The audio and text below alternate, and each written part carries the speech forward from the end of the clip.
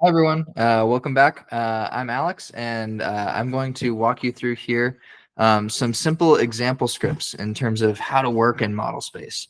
And this is really, we're going to dive into how the simulation works and sort of what we're doing at the Python level. And later on, hope to dive down into, even lower level in terms of how everything's actually working. But this is a really high level intro to hopefully get everyone up and running and have everything working in ModelSpace. So the first thing to note is where we are. So we're in ModelSpace, Python scripts tutorials. And the first tutorial I'm going to show you is the simple gravity spacecraft. And the reason I'm going to show you that one is because it's the simplest one. So this is the simulation. At the top, it's got a banner and then a description of what the sim is actually doing, and then it's got some imports. Those aren't anything that we need to worry too much about. The code really starts here at this line, exe equals simulation executive. So I'm going to talk through what everything does, sort of one line at a time. Really, what you can do here is, if you count the lines of code, it's 1, 2, 3, 4, 5, 6, 7, 8, 9 lines of code to actually just be able to run the sim. And then the rest of this is additional stuff we're doing, logging, things like that. And I'm going to walk you through what everything does. But really, it's less than 10 lines of code to actually get the sim up and running. So exe equals simulation executive. What this is doing is it's actually starting our sim. So the sim all runs through this thing called the simulation executive. And it, by convention in the script, it's always called exe. It doesn't have to be called exe. It could be called whatever you want, but I highly recommend exe just for consistency and because it's a nice short, simple shorthand for executive. But what the simulation executive is it is the sim. So everything that happens lives there. The logging of data for later post-processing, the handling arguments, the run rate that the sim runs at, the type of integrator that it uses, all of the models that exist that kind of underlie what the simulation is doing, those all run through the simulation executive. So here we initialize it. And here, what we're doing is we're parsing the arguments that we receive from the command line. So when we run the script, and I'll show you down here, I'll go into ModelSpace, Python scripts, tutorials, and then simple gravity spacecraft. We run it through Python 3 script.py, and then you can run with arguments afterwards. And so the most commonly used one is -- end equals, and then whatever you want the end of your simulation to be. So end could be 1, it could be 1,000,000. By default, it is 1,000. But all of the arguments, and there are more that can come after, are handled by this parse args. So these two lines are just boilerplate, should go at the start of every script. Set rate hertz, by default, it's 1 second. You don't really have to call it. But if you do want to call it, you can set it to whatever you want it to be. It could be, anything less than a second. It could be 100 hertz. It could be 1,000 hertz. There is another way to set rate by time. And in another tutorial, we're going to walk everyone through the documentation and talk about how to use the docs to get the answers to some of those questions. But for now, know that set rate hertz is something you can call, but you don't actually have to call it. The next thing that's happening in the script is we're creating our planet. So here we're creating a planet, which is Earth. So we're going in this line of code, we're saying Earth equals planet. And then it looks kind of complicated, but it really isn't. So what this is doing is it's creating a variable named Earth to hold information on our Earth, right? This is Python, so Earth will be the actual Python variable. That's an instance of class planet. And what planet is it's just a essentially a wrapper to simplify working with planets, right? So our planet is going to have an inertial frame. It's going to have a rotating frame. That rotating frame is going to have an angular rate, all that good stuff.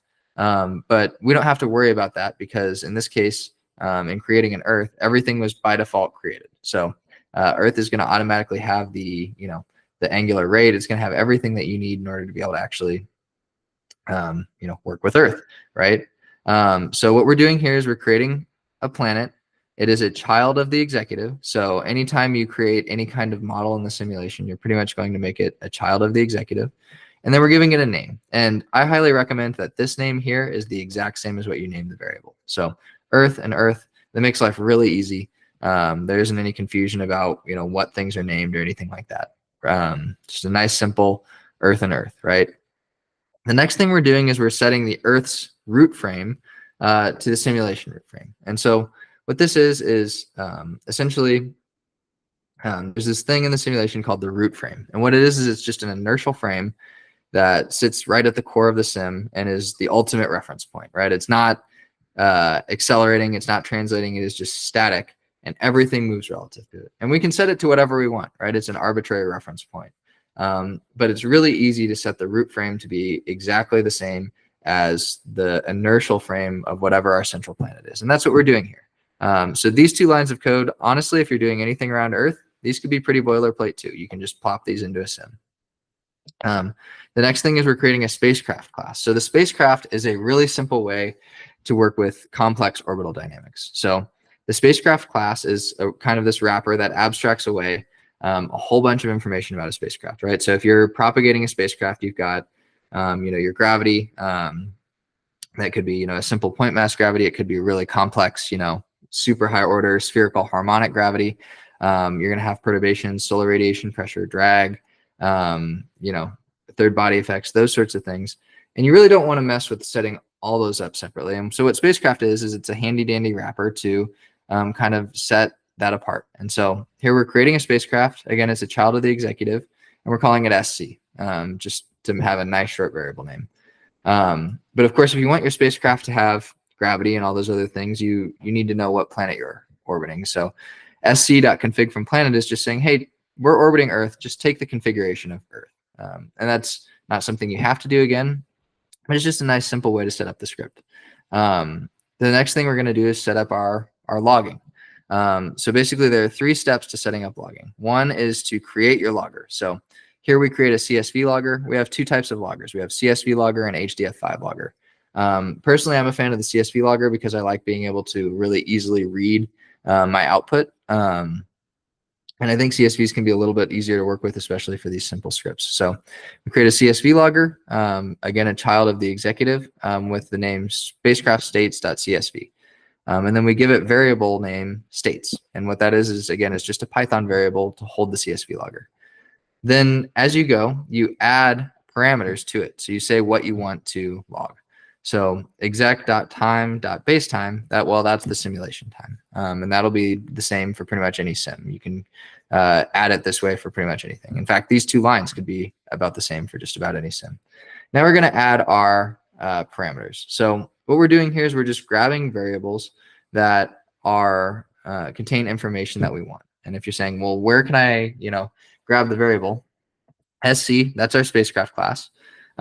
Within SC, if we look at CPP, source, models, and then the spacecraft to see how do we interact with our spacecraft, we'll see here that there is a planet inertial state sensor that gives me my my inertial relative state. And so within my script, we're saying spacecraft, planet inertial state sensor, the outputs from that, and then the position relative to the reference, which is the inertial frame. So this takes a little bit of practice, a little bit of getting used to, but once you get used to it, it's a very, very easy way to grab data because you don't have to worry about how fast you're logging data or anything like that because it's all handled. You just need to know what you're grabbing. And so once you get used to the pattern, it's a really, really easy way to log everything. We're going to add some more parameters. And then the last thing we're going to do is we're going to call executive. Again, everything runs through the executive. So we're going to call the log manager for it. We're going to add log. And the log that we're going to add is our states. So this is our CSV logger. So we're taking this guy right here and we're adding it as a log and we're telling it to run every 1 second. So basically we're logging our state every 1 second. You can add that at any rate that you want. You could set it to 100 hertz. You could set it to 1,000 hertz, but it won't log any faster than the sim runs, right? So in this case, our sim's running every second. You couldn't run any faster than 1 second. We're going to call startup to start up our simulation. What this does is it initializes all the models. It initializes the spacecraft class. It gets everything going and ready to roll so that we can actually run. And then we're going to initialize our spacecraft state from orbital elements. So here what we're doing is we're just calling spacecraft initialize from orbital elements, semi-major axis, eccentricity, inclination, RAN, argument of periapsis, and true anomaly, right? The basic 6 orbital elements that you want to use. we're initializing our state from those. And then we're calling executive run. So what executive run does is it takes everything that we've configured here in Python and it goes and it runs it in C++. So it runs very, very fast. That's it. Now we've got a simulation that's logging some data. That's sort of how to do it. The other thing to note here is this sequencing. So what you want to do is you want to configure everything in your simulation before you call startup. Call startup, then initialize your states, and then run your simulation. And that's all it takes. Again, this is Python, and it might seem a little daunting from the start because, especially if Python is new to you, but I promise as you get into it, it's very simple. Because especially if you start from these templates, the modifications that are required are fairly minor. So we're going to run, and we're going to run our simulation for 100,000 seconds. So we run. You can see here that we ran 100,000 seconds in maybe 3 or 4 seconds. So it's very fast. We're able to do a lot of simulation in very little time, and that gets into the model space. You can do a lot of iteration really quickly. You can do big Monte Carlos really quickly, and that allows you to really go explore your data space. The other thing to note is analysis. So within our simulation, we've got a tool called AutoDoc. And what AutoDoc is it is a way to create a document automatically from